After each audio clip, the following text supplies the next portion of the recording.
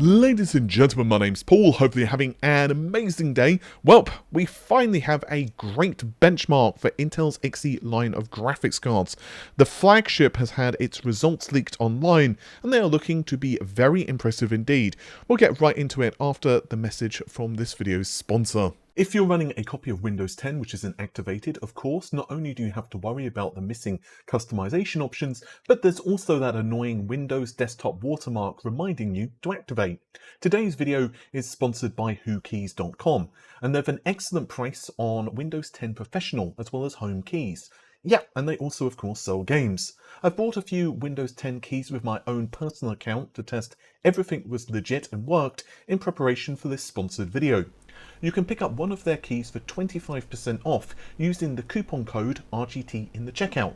There's links to their website in the video description. Also, if you're building a few systems, there's bundles available too.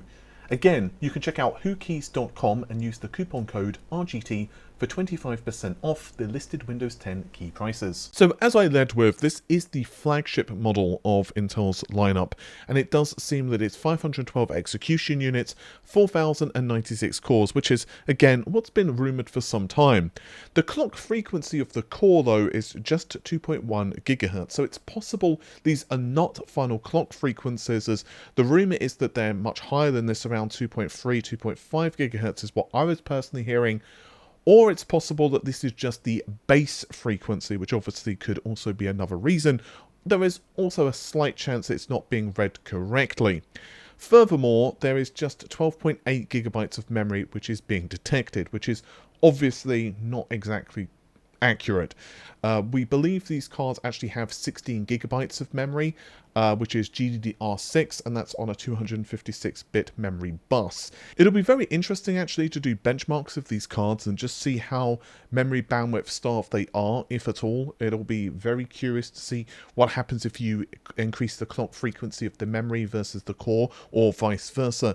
But anyway, looking at the actual results of performance here, yeah, to be honest with you, it's pretty much what I was hearing and reported multiple times on the channel from my sources in terms of performance.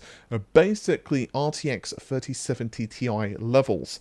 So, for example, with the MPIX result, it's about 9,000. I'm going to round up or down for all of our sanity here.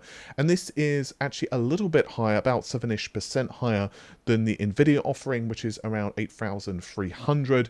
And again, this is kind of playing, tag for Nvidia's offerings throughout. So, for example, some of the results are a little bit higher with Intel Arc, and in other results they're a little bit lower. So, for example, Alchemist is faster in half precision floats, but single precision floats, it's not as fast. So it'll be very interesting to see how this actually translates to games. Now, personally, I have heard that in some games it's a little slower than the 3070 Ti. It's more around 3070-ish, maybe slightly faster.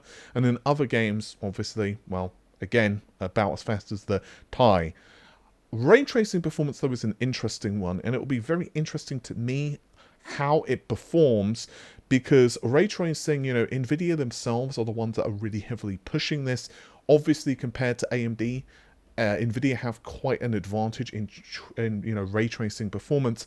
And while you can make a really good argument that ray tracing is still quite a hit on performance, honestly, if you're using something like DLSS or XeSS, it's actually quite manageable. And personally, and I do realize it's a very personal thing, I think it's more than worth the performance impact. It'll be very curious, though, to see what the marketing of these GPUs is like. Again, I'm hearing that the majority of the focus initially is going to be on Intel's mobile lineup, and it's going to be very interesting how Nvidia not just deals with the hardware side of the marketing, which of course is very important. At the end of the day, frame rate is great and all, but it's also going to be interesting how Nvidia fights back with the XeSS marketing. I actually recently covered XeSS on the channel, and courtesy, by the way, to Intel themselves, who actually helped me with some of the aspects in the video, including quotes. And XeSS is looking to be really good. It's way too early to do quality assessments versus DLSS, because A, one is released, and B, we don't have enough titles at the moment, and C, we also don't have you know, actual images of games which use both yet, at least, you know.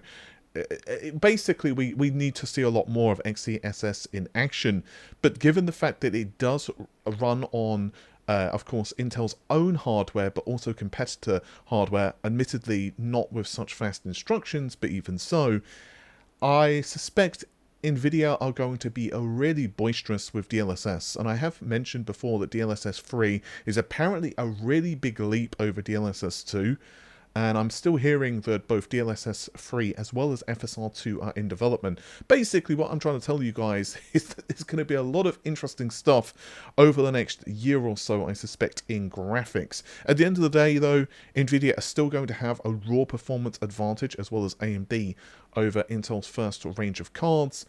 But given that I'm hearing that Intel want to release, you know, Arc Gen 2 and Arc Gen 3 pretty shortly thereafter one another, like I'm hearing less than a year, for example, for Gen 2, possibly even as little as like 8 to 9 months, it's definitely going to be a fight.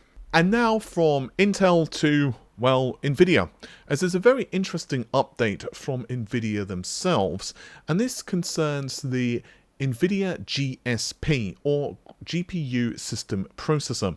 Now, I want to be very clear here. So far, this is just pertaining to data center products, and also it pertains to some laptops as well, Max-Q. But interestingly, the capabilities here have technically been present from Turing. We'll get more into what that is in just a moment, but first of all, let's actually read the quote from Nvidia. That sounds like a good idea to me.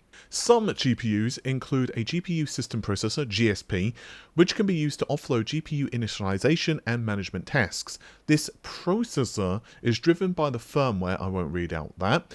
A few select products currently use GSP by default, and more products will take advantage of GSP in future driver releases.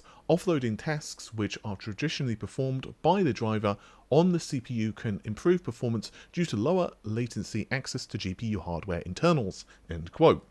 Now, this is from an Nvidia document, and again, this is so far not exactly confirmed for your desktop GPUs. However, I don't think it's exactly a hop, skip and a jump to imagine that in the future Nvidia will enable this for GeForce graphics cards for gaming, whether it's on Linux or whether it's Windows or what have you.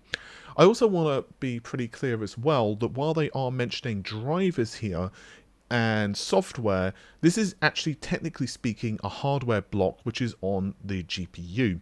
So this would be this would not be dissimilar, although a little different, to say the decoding blocks which are on your GPU for encoding and decoding video, or for doing ray tracing or whatever else. You know, these have physically been present. It's not like Nvidia are suddenly sneaking into your room at night and, you know, tinkering with the internals of the GPU. This has been just basically dark silicon. That's not technically true in wording, but you get my idea. And what we could basically be looking at in the future is yet more work being offloaded from the CPU and basically offloaded to the GSP. This could have a lot of interesting ramifications for computing and gaming in the future, including potentially just lowering the overhead of drivers. Now, for gaming perspective, this would be curious from the point of view of something like DirectX 12, which actually has a lower overhead anyway, or something like Vulkan compared to the ridiculous overhead of something like DX11, you know, issuing all of those draw calls on DX11, especially because, well, it wasn't exactly the best at handling multiple processor cores or multiple threads. But yeah, I mean, it's going to be really interesting to see how all of this plays out in the longer run for the gaming side of things. Personally, I wouldn't be surprised if we really see Nvidia like push this in the future. Don't forget too that Nvidia are, you know, outside of the whole thing of ARM. We just recently covered, I think in the last video actually, that Nvidia are currently, you know, investing a crap ton of money in research and development of their own CPUs, including breaking ground and basically, you know, pushing R&D, I believe, in Israel. So it's going to be really you know, it makes sense from the perspective of what Nvidia are attempting. With all of that said, thank you very much for checking out the video. If you've enjoyed it, well, you know what to do. Leave a likey on the video. Apologies for not being on camera for this one. I'm still recovering from my plague. Furthermore, I'm doing photography for stuff I can't mention because I'm under NDA. But hopefully you have enjoyed the video, and thanks again for watching it. I'll see you soon. Take care of yourselves. Bye for now.